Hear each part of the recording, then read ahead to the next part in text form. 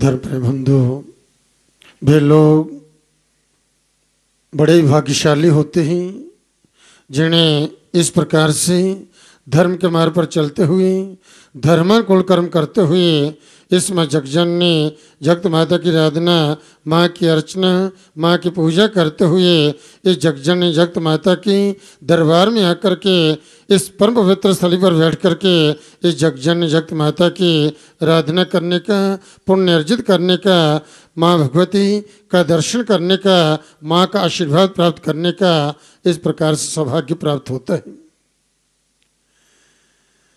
माँ भगवती की आराधना, माँ की अर्चना, माँ की पूजा ये सब ओर से परम कल्याण को देने वाली ही, दुखों को दूर करने वाली और सुखों को देने वाली ही। जो भी भक्तजन माँ भगवती की शरणागत होकर के इस माँ भगवती आदि शक्ति की आराधना करते हैं, माँ की अर्चना, माँ की पूजा करते हैं, इस माँ भगवती आदि शक्ति महाकाली, माँ लक्ष्मी वैष्णवी और माता महासरस्वती की पूर्ण कृपा बनी रहती है। और जिन पर इन तीनों देवियों की कृपा हो जाती है उन भक्तों के असंभव कार्य भी संभव हो जाते हैं, क्योंकि जब माँ भगवती जब प्रसन्न होती हैं तो सब ओर से परम कल्याण को देती हैं, सुख देती है, शांति देती है, कार्य सिद्ध करती हैं और सर्वत्र जो है मंगल मंगल करती हैं। वह भक्तजन व साधक जन माँ के आशीर्वाद से जहाँ जहाँ जाते हैं वहाँ वहाँ उन्हें कार्य में सफलता प्राप्त होती है, उनकी समस्त विघ्न बाधा जो है दूर होती है। और इसके अभाव में जब जो रुष्ट होती है, रुष्ट हो जाती है, कुविद हो जाती है तो न जाने कितने कुलों का सर्वनाश कर डालती है। इसलिए भक्तजन जो है माँ को प्रसन्न करने के लिए, माँ को रिझाने के लिए माँ के दरबार में आकर के भक्ति भाव से करवद यही प्रार्थना करते हैं कि देवी प्रसन्न होइए और प्रसन्नता पूर्वक हम भक्तों का आशीर्वाद दीजिए। हे माँ, आपके पूजा में, आपकी आराधना में, आपकी अर्चना में किसी प्रकार से भी हमसे कोई त्रुटि हुई हो, कोई भूल हुई हो, किसी प्रकार से कोई जीवन में जानने अनजाने में हमसे कोई अपराध हुआ हो, कोई पाप हुआ हो तो माँ भगवती हम भक्तों को क्षमा करना और हम भक्तों का मार्गदर्शन करना, हमें सद्बुद्धि सद्ज्ञान देना, सर्वदा हम पर अपनी दया दृष्टि बनाए रखना, अपने चरणों के साथ हमें लगाए रखना, अपने चरणों की अविचल भक्ति प्रदान करना। हे देवी, हे माँ वैष्णवी, आपके चरणों में हम सब भक्तों का भक्ति भाव से शत शत प्रणाम। बोलो सच्चे दरबार की जय। तो इस समय सावन महीना चल रहा है और सावन महीने का आज दूसरा सोमवार है। ये बड़ा ही उत्तम दिन है, क्योंकि सावन महीने में विशेष शिव शक्ति की पूजा का विशेष महत्व बतलाया गया है। और आज सावन का जो है दूसरा सोमवार जो है, और ये सोमवार आज प्रदोष व्रत भी है, क्योंकि द्वादशी, कल एकादशी थी, आज द्वादशी है। और द्वादशी जो है ये सूर्य से पहले समाप्त हो जाए और त्रयोदशी का प्रारंभ हो जाए तो वह प्रदोष कहलाता, प्रदोष काल कहलाता है। तो ये प्रदोष व्रत होता है जिसमें भगवान शिव की आराधना का महत्व जो है और भी बढ़ जाता है। तो इसलिए जो है आज का ये दिन जो है ये बड़ा विशेष दिन है, प्रदोष व्रत है। और सावन महीने का ये सोमवार ये बड़ा एक उत्तम दिन है। फिर माँ भगवती का दरबार, इस दरबार में आकर के जो है आपको शिव शक्ति का दर्शन करने का, शिव शक्ति का आशीर्वाद प्राप्त करने का अब भक्तों को सौभाग्य प्राप्त हुआ है। माँ भगवती आदि शक्ति इस गुहा के अंदर 3 दिव्य पिंडी के विराजमान है। महाकाली, माँ लक्ष्मी वैष्णवी, माता महासरस्वती, जिनके दर्शन के लिए, जिनका आशीर्वाद प्राप्त करने के लिए आप सभी माँ के दरबार में आते हैं। जहाँ पर माँ भगवती की 3 दिव्य पिंडी के विराजमान है, वहीं पर सामने भगवान शिव विराजमान है। ऐसी मान्यता है जहाँ शिव हैं वहाँ शक्ति है, और जहाँ शक्ति है वहाँ शिव जो है वह शिव विराजमान रहते हैं। इसलिए भगवान शिव और माँ जगदम्बा ये जगत के माता पिता हैं, और इसलिए स्थान का जो विशेष महत्व है, यहाँ आकर के जगत के माता पिता के एक साथ आशीर्वाद प्राप्त होते हैं, दर्शन प्राप्त होते हैं। और जिस आशीर्वाद से, जिन दर्शनों से मनुष्य के पापों का नाश होते हैं, पुण्य की प्राप्ति होती है और उनकी जीवन यात्रा जो है वह सुखद हो जाती है। उनके जीवन के जो भी विघ्न बाधा होते हैं वह दूर होते हैं, उन्हें निरोगी जीवन प्राप्त होता है और वह पूर्ण आज का भोग करते हुए परम कल्याण को प्राप्त होते हैं। बोलो सच्चे दरबार की जय। तो इस प्रकार शक्ति की उपासना जो है, माँ की आराधना जिस सब ओर से परम कल्याण को देने वाली ही, ये रिद्धि सिद्धि को देने वाली ही। जो भी भक्त की मनोलक्षित कामना होती है माँ की कृपा से, माँ के आशीर्वाद से, माँ की भक्ति से वह सब जो है पूर्ण होती है। वर्ण भक्त की भक्ति जो है वह सच्ची होनी चाहिए, सच्चे हृदय से, विशुद्ध मन से। जब भी अब एकाग्रचित होकर के माँ का ध्यान करते हैं, माँ का स्मरण करते हैं, माँ की स्तुति करते हैं, माँ का दर्शन करते हैं, माँ का आशीर्वाद प्राप्त करते हैं, तो यकीन मानिए ये जगजननी माँ जगदम्बा की सर्वदा उन पर पूर्ण कृपा बनी रहती है। और जो भगवती हर क्षण हर पल अंग संग उनकी रक्षा करती हैं और उन्हें पता नहीं चलते कि ऐसे असंभव कार्य उनके सिद्ध होते हैं जिनके लिए वह सोच नहीं सकते। इसलिए ये ऐसी अदृश्य शक्ति ही, जब इसकी कृपा होती है तो मनुष्य जहाँ जहाँ जाता है वह मिट्टी को हाथ लगाता है, वह भी सोना हो जाती है। इसलिए इसकी कृपा प्रयत्न पूर्वक जो है इस कल्याणमयी देवी की आराधना, माँ की अर्चना, माँ की पूजा जो है जो मनुष्य को अवश्य करनी चाहिए। बोलो सच्चे दरबार की जय। महर्षि यज्ञवल्क्य जो हुए हैं, महर्षि यज्ञवल्क्य जो हैं ये बड़े ही विद्वान ऋषि हुए हैं, ये वेदों के ज्ञाता, शास्त्रों के ज्ञाता, पुराणों के ज्ञाता और जो इस प्रकार बड़े ही ये बुद्धिमान थे। और इनके गुरु जो थे ये वैशम्यपायन जो है इनके मामा भी थे, मामा भी और गुरु भी जो है। तो इस प्रकार से ये जो है वैशम्यपायन जो है इनके जो गुरु हुए हैं और साथ ही इनके मामा भी थे। और कहते हैं कि एक बार इन्होंने जो है समस्त वेदों का ज्ञान जो है इनसे प्राप्त किया, शास्त्रों का ज्ञान प्राप्त किया। एक बार जिनके गुरु जो हैं रुष्ट हो गए, शिष्य से रुष्ट, जो यज्ञवल्क्य से जो है ये रुष्ट हो गए। और रुष्ट होकर के जो विद्या उन्होंने अपने शिष्य को दी थी वह सारी की सारी मंत्र के द्वारा जो उसने उगलवा ली, सारी विद्या जब वापस ले ली। और कहते हैं अब तो बिल्कुल खाली हो गए। यज्ञवल्क्य जो हैं ऐसे मंत्र, ऐसी सिद्धि थी उस समय इन ऋषि मुनि के पास जो है ऐसी साधना कर करके और शिष्य को जो ज्ञान जो दिया हुआ था सारे का सारा वापस उगलवा लिया।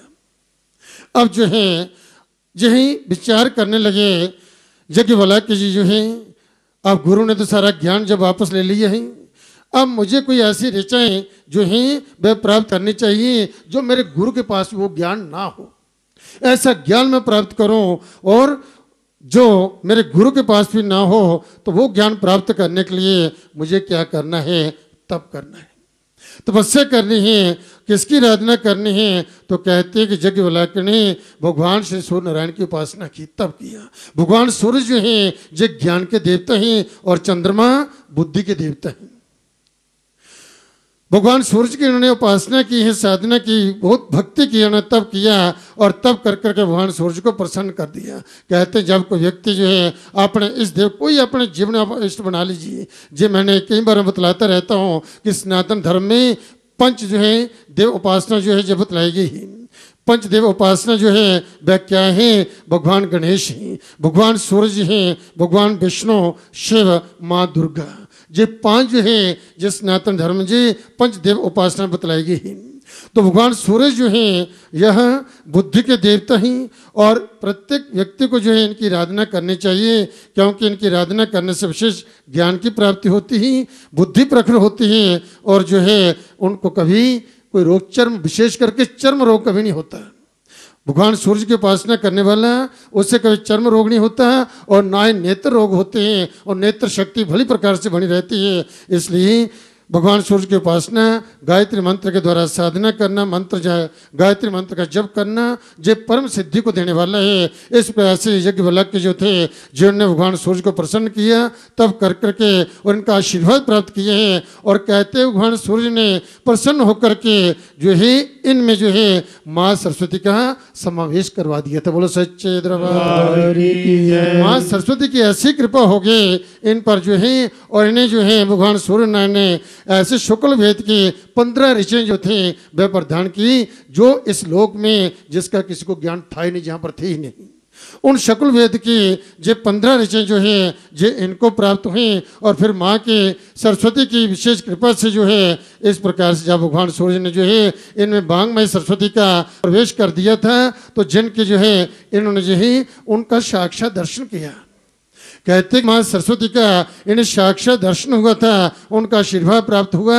इनके पुराने गुरु जो है व्यास जी के शिष्य जो है रोमहर्षण थे। पुराणों का भी इन्होंने ज्ञान प्राप्त किया।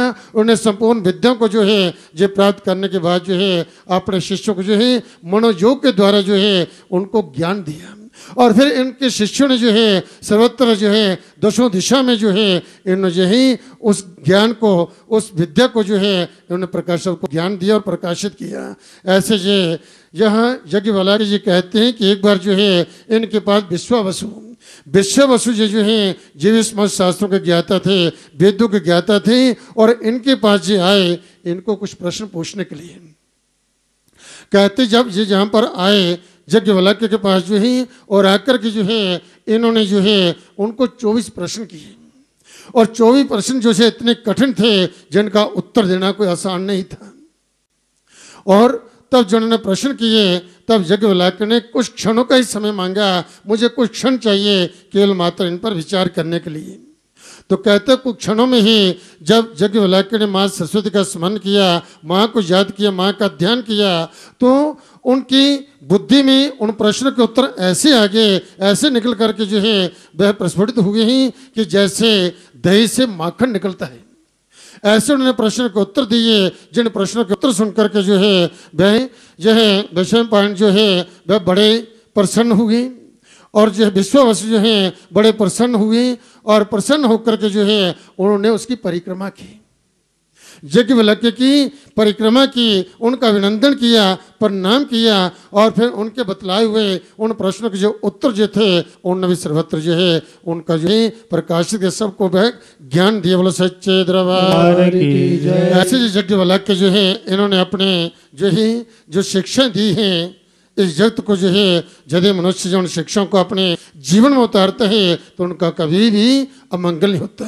एक तो पहली बात जो है उन्होंने कहा कि हृदय से विशुद्ध मन से जो है आप जब साधना करें तब करें, आपका जो भी इस देव है उसकी आप साधना करें, फिर आपकी जो भी मनोवांछित कामना होगी अपने आप पूर्ण होगी, जो चाहोगे वह प्राप्त होगा। और जो आपकी कीर्ति, आपका यश, आपका मान जो है उसमें कभी काला धब्बा नहीं लगेगा, आपकी कीर्ति जो है अटल बनी रहेगी।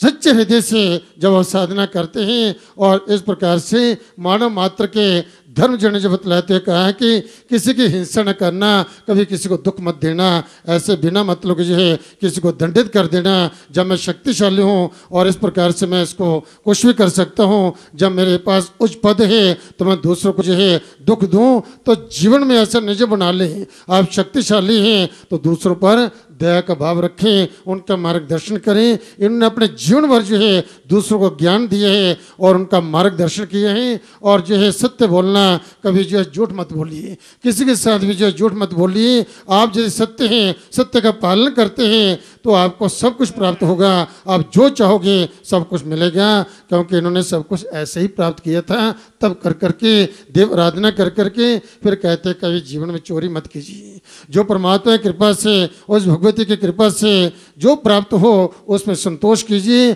और संतोष में ही परम सुख है। फिर कहते हैं पवित्र रहना, अपना जीवन जो है पवित्र जिए, पवित्र जीवन जो है जीना चाहिए। और इस प्रकार कभी ना झूठ बोलें, और बिल्कुल पवित्र जीवन जो है कभी आपको ऐसा न लगे कि मैंने बुरा कर्म कर धन अर्जित किया है और उससे मैं परिवार को पाल रहा हूँ। क्योंकि ये अंदर से, हृदय से, अब जब भी कोई गलत काम करेंगे अंदर से आवाज़ आएगी कि तुम गलत हो, जो गलत कर धन लाया है, और भले ही आप जो है उसे प्राप्त कर सुख प्राप्त करें, परंतु समय आने पर जब उसका परिणाम होता है तो बड़ा भयंकर परिणाम होता है। इसलिए परमात्मा ने जो हाथ पैर दिए हैं जे कर्म करने के लिए दिए हैं, और कर्म कर करके, अच्छे कर्म कर करके आप धन अर्जित करें, भगवान की भक्ति करें। ऐसा करने से आप जो परम कल्याण को प्राप्त हो सकते हैं। फिर जो कहते हैं इंद्रियों को जो है अपने वश में रखना चाहिए। ऐसे इंद्रिय जो चाहें वो आप नहीं, इंद्रियों को, इंद्रिय जो आपको वश न करें परंतु इंद्रियों को आप वश कर करके रखें, तभी जो है आप प्रत्येक साधना में जो है आप सिद्धि जो है प्राप्त कर सकते हैं। फिर जो दान देना, सभी प्राणियों पर दया का भाव जो रखना, तो प्रतिदिन कुछ न कुछ जो है आप जो है अपने हाथों सत्कर्म करते हुए जो है पुण्य कर्म करें, ध्यान करें। इस प्रकार से पशु पक्षी जो होते हैं, गौ ग्रास होता है, प्रातःकाल जो गौ माता का जो है उसका पूजन करें, उसे गौग्रास दें, उसे प्रणाम करें, इसमें भी जीवन में जो है सुख आते हैं, कष्ट दूर होते हैं। और जो माता जो हैं, जिस गृहस्थ में जो प्रतिदिन जो माता गौ माता की पूजा करती हैं, गौग्रास देती हैं, उन पर तो माँ लक्ष्मी की विशेष कृपा बनी रहती है। उस गृहस्थ में कभी धन लक्ष्मी की कमी नहीं आती। जिस गृहस्थ में जो है माता जो है विशेष करके पहला ग्रास जो है गौ माता के लिए निकालती हैं और उसका पूजन करके उसे खिलाती हैं, उसका आशीर्वाद प्राप्त करती हैं, उस गृहस्थ में कभी धन लक्ष्मी की कमी जो है वह नहीं आती। और प्राणी मात्र पर जो है दया का भाव रखना, मन को अपने वश में रखना। जी नहीं मन कुछ भी कह दे तो वही करना शुरू कर ले, नहीं, मन को जो है वश में रखिए। और वश में जो कैसे रह सकते हैं, भगवती की उपासना से। माँ की जब कृपा होती है तो माँ जो भक्तों को सद्बुद्धि सद्ज्ञान देती है, और जिन भक्तों को सद्बुद्धि सद्ज्ञान की प्राप्ति हो जाती है माँ के आशीर्वाद से, उनके मन में कोई विकृति आती नहीं, क्योंकि उनकी बुद्धि जब प्रखर होती है, जिनकी बुद्धि प्रखर होती है उनकी बुद्धि ठीक निर्णय करती है, और जिनकी बुद्धि ठीक निर्णय करती है उनका मन कभी विचलित होता नहीं, क्योंकि उनके निर्णय कभी गलत नहीं होते हैं, उनके विचार कभी गलत नहीं होते। मन भी पवित्र होता है, मन के विचार भी पवित्र होते हैं, बुद्धि भी पवित्र होती है, और बुद्धि के निर्णय भी बिल्कुल अच्छे होते हैं, ठीक होते हैं। और वही लोग जो हैं इस संसार में परम कल्याण को प्राप्त होते हैं। उन्हीं का यश, उन्हीं का मान, उनकी कीर्ति जो है वह बढ़ती है, और कभी कोई किसी प्रकार को काला धब्बा नहीं लगता। मनुष्य मात्र के जो धर्म जो बतलाए हैं कि मन वचन कर्म के द्वारा जो है जतन पूर्वक व्यक्ति को जो है धर्म का आचरण करना चाहिए। कभी जो है अधर्म पूर्व काम मत करें, धर्म का आचरण करें, क्योंकि धर्मो रक्षित रक्षिता, एकमात्र धर्म जो है वह रक्षित को धर्म जो है आपकी रक्षा करेगा, और धर्म जहाँ भी आपका कल्याण करेगा, और परलोक में भी धर्म आपके साथ साथ चलेगा। सभी जीव जो सभी सखा संबंधी भाई बंधु जो हैं, ये सब जो है जिस संजोग जो है एक समय आता है सब इनका वियोग होता है, सब छोड़ जाते हैं। परंतु जब जीव इस लोक से जो है जब जो अपनी अंतिम यात्रा करते हैं तो उस समय उस अंतिम यात्रा में धर्म उसके साथ चलते हैं। धर्म कहते हैं तो घबरा मत, मैं तेरे साथ हूँ। तो धर्म हमेशा साथ रहता है, इसलिए धर्म का कभी जो है त्याग ना करें। और कहते हैं कि न्याय से प्राप्त धन से जो है जीविका चलानी चाहिए, न्याय से, अन्याय से नहीं। और इस प्रकार से तत्व ज्ञान में जो स्थित अतिथि की आप अतिथि की जो है सेवा करें। कोई भी घर में आ जाते हैं तो समझे जब भगवान के रूप में जो उसकी सेवा हो सके वह सेवा करें, प्रसन्न होकर के जाएं, क्योंकि जिस घर से अतिथि जो है प्रसन्न होकर के जाते हैं वहाँ पर लक्ष्मी का विशेष आशीर्वाद प्राप्त होते हैं, लक्ष्मी विशेष कृपा जो है ये प्राप्त होती है। उन्होंने कहा है कि ज्ञानी, तपस्वी, शूरवीर और जो कवि, पंडित जन, गुणी ये कौन है? जो बड़े बड़े ज्ञानी, बड़े बड़े कवि जो हैं, बड़े बड़े तपस्वी जो हैं, जो पंडित जन जो हैं, जो गुणी कौन हैं इस संसार में? जिसे मोह ने जो है यह भरमाया नहीं, और जिसने काम नहीं, जिसको काम ने नचाया नहीं, इसका वही ज्ञानी है, वही तपस्वी है। क्योंकि जो काम, क्रोध, मोह, लोभ जो है ये प्रत्येक जीव जो है इसके वश में आ ही जाता है, क्योंकि ये कहीं बाहर नहीं हमारे अंदर बैठे हुए हैं। और इस प्रकार जब इनको मौका मिलता है ये प्रहार करते हैं। जब आप देखते व्यक्ति बड़ा शांत है, बड़ा ज्ञानी है, बड़ा तपस्वी है, और एक एक जो कोई ऐसा प्रसंग आ जाते हैं तो जहाँ तो उसको मोह हो जाएगा। जहाँ जो है बड़े बड़े तपस्वी जो है वह भी मोह में पड़े हुए हैं। वो एकमात्र यही होता है कि धन ही उनके लिए जो है कि धन आए जैसे कैसे, जितने शिष्य हो जाएं, ज़्यादा से ज़्यादा शिष्य इकट्ठे कर लें, बड़े बड़े आश्रम बना लें। और इस प्रकार से वो उन्होंने ये नहीं सोचा कि जिस समय हमने घर परिवार का त्याग किया था, पत्नी का त्याग किया, परिवार बच्चों का त्याग किया, धन संपत्ति का त्याग किया, और वन में चले आए, और वन में भी आकर के हम भूल गए हमने घर गृहस्थ जो है किस लिए त्यागा था, फिर मोह में पड़ गए। फिर वही जो है बड़े बड़े आश्रम बना लो, बड़े बड़े धन जो बहुत ज़्यादा धन एकत्रित कर लो, तो ही जो है जो करना था वह भूल गए। तो इसलिए जब हम जब भूल जाते हैं तो मोह में फंसते हैं, और मोह ही विनाश का कारण होता है।